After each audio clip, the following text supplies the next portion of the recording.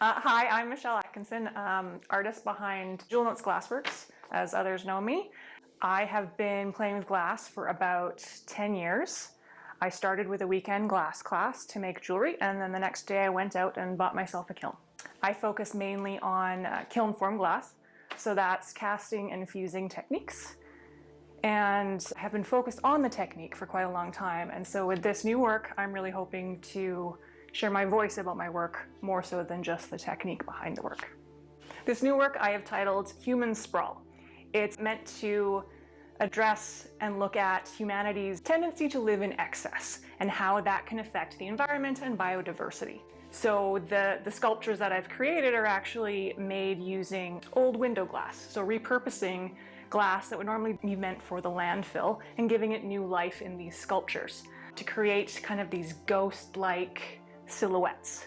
And then I take those sculptures and photograph them in kind of industrial urban landscapes, if you will, to really showcase how we as humans have shifted the environment.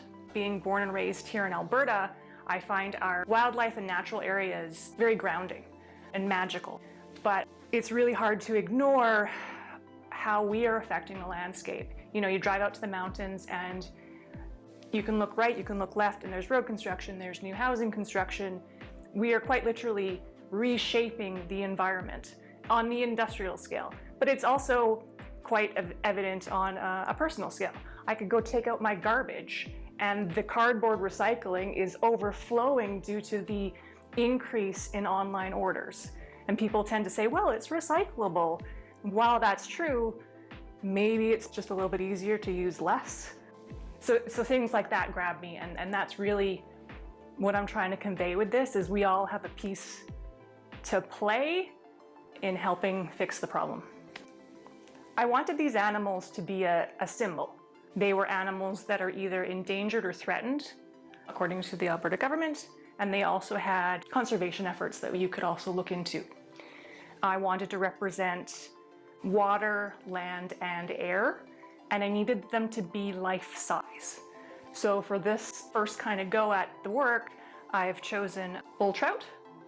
I've chosen 3 different kind of views of swift fox, as well as 2 life-size whooping cranes.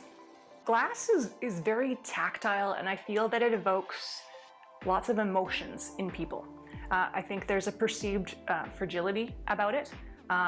So even the fact that I used broken glass and then remelted it into very thick cast slabs, it went from fragile to actually quite strong and powerful when you see it solid like that.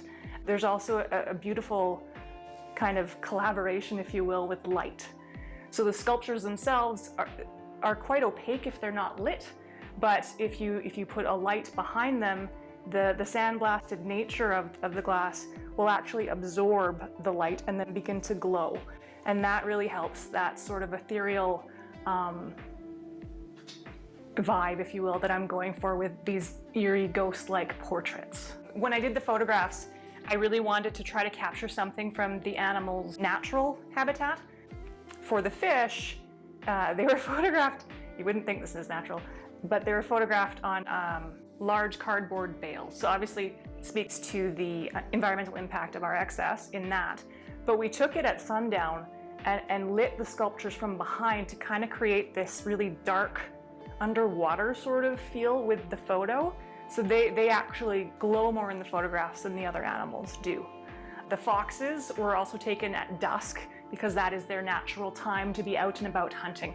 So I wanted them to look like they were hunting in this landscape that wasn't there. So they were photographed at a metal recycling facility, walking through the scraps, trying to hunt. I really view this work as almost an awareness piece.